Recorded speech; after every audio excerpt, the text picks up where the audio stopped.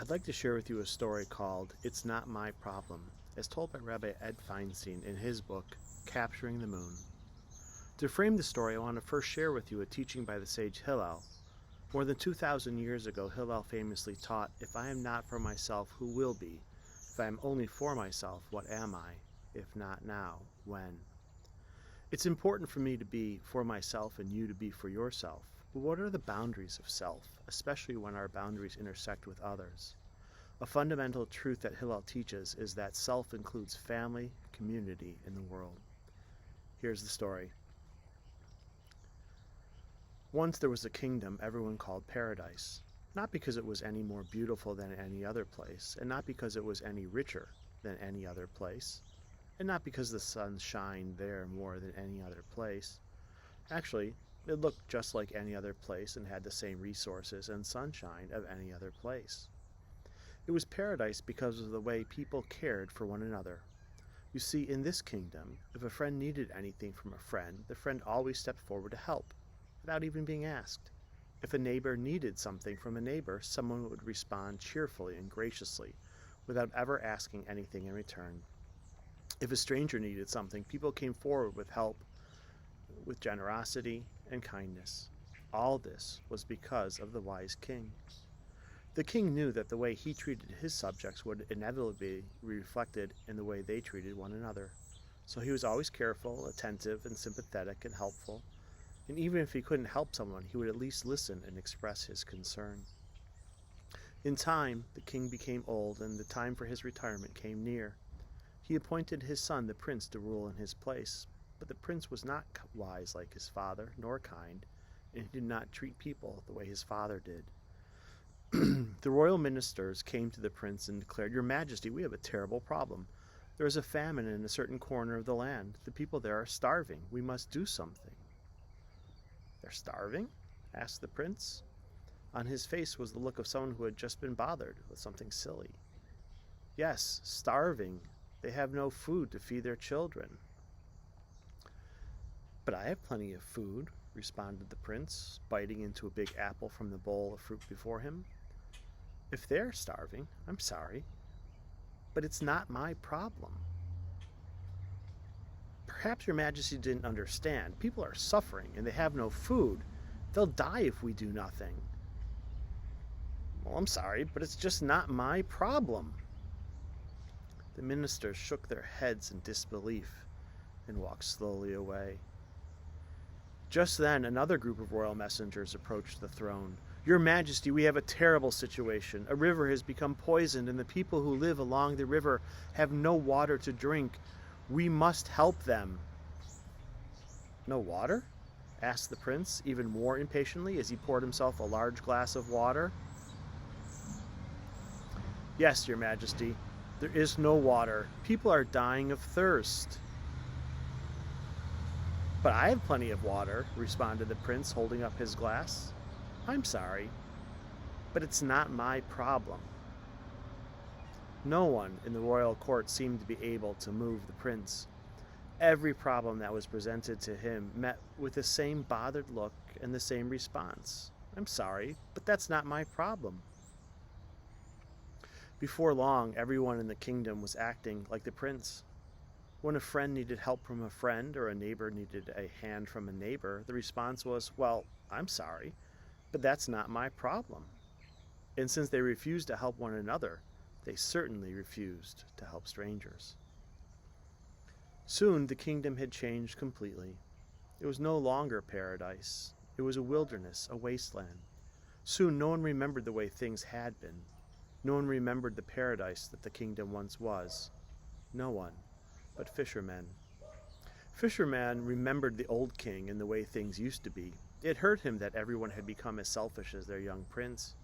If only he could remind the people and teach them. But what was one old fisherman to do? Then one day he thought of a solution. He gathered all his money and bought tools and paint and materials. He set to work fixing up his old fishing boat. He would turn it into a yacht, the most beautiful yacht in the harbor. Fishermen worked hard. Each day people came by and admired his work. "Hey, fisherman, when you are done, will you take us for a ride on your yacht?" "Sure," he said. "Everyone will be invited." It took him a year to finish the yacht. When the yacht was ready, fishermen made a huge sign and posted it for all to see. He invited everyone to come for a ride on the lake to celebrate the yacht's first voyage. Everyone came on the designated morning, the whole kingdom, even the prince. It was a splendid, clear day. The sun shone warmly and the lake was calm. Fisherman guided his yacht out onto the lake. When they reached the middle, far from shore, he dropped anchor and invited everyone to enjoy themselves. His guests brought out their picnic baskets and fishing poles, and everyone had a wonderful day on the lake. Late in the afternoon, the wind began to pick up, and waves rocked the boat. "Fisherman, can we head home now?" his guests asked. "Sure, there's just one more thing I need to do." He opened his toolbox and brought out a large hand drill. He walked to the exact center of the boat, positioned the drill on the hull, and began to drill. Say, fisherman, what are you doing?" "I'm drilling a hole." But why are you drilling a hole?" "Why? Because it's a nice day for drilling holes." But fisherman, if you drill a hole in the boat, water will rush in, the boat will sink, and we'll all drown," they said. As he continued drilling, the passengers began to cry and beg, "Fisherman, please, please, you must stop." "Nope, it's my boat, it's my drill, and I'm going to drill this hole." Someone remembered that the prince was on board. "Get the prince," they shouted. "Someone get the prince, he will save us." The prince swaggered over. No lowly fisherman was going to ruin his afternoon. He stood over fisherman in his royal robes as a hush came over the frightened crowd. "Fisherman, what are you doing?" he asked in his deepest, most commanding voice. "I'm drilling a hole," responded fisherman, moving the drill around and around. "Why are you doing this?" asked the prince in his deep princely tone. "Because I feel like it," responded fisherman, without even looking at the prince. "Fisherman, if you make a hole in the boat will sink and we will all drown," the prince reasoned aloud. "Uh-huh," acknowledged fisherman. Small beads of sweat began to appear on the brow of the prince, and his voice lost its commanding tone and took on that of a man sincerely worried. "Fisherman, I command you to stop." Fisherman ignored him and kept drilling. The prince was quickly losing his composure. Gone were the royal tone and all the royal trappings. Instead, he was just another frightened man. "But fisherman, what gives you the right to do this?" Fisherman explained slowly, "It's my boat, it's my drill, and I'm going to make a hole. Now please move aside, you're blocking my light." And he continued to drill. The prince began crying and pleading like everyone else. "Please, fisherman, please," he begged. "I don't want to drown. I don't want to get eaten by fish. Please, fisherman, please." When the prince began to cry, fisherman at last stopped drilling. A hush came over the crowd. Fisherman looked up at the prince. "You don't want the boat to sink? You don't want to drown?" Fisherman echoed the prince's pleas. Then fisherman slowly repeated the terrible words that had ruined the kingdom. "Well, I'm sorry, but it's not my problem." The prince cried desperately, "What do you mean it's not your problem? Anyone can see if I have a problem, you have a problem. And if you have a problem, I have a problem. If anyone has a problem, then everyone has a problem because we're all on the same boat." Suddenly, he stopped like a person who had just figured out a great riddle.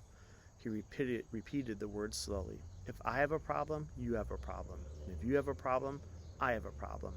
If anyone has a problem, then everyone has a problem because we're all on the same boat. Anyone can see that."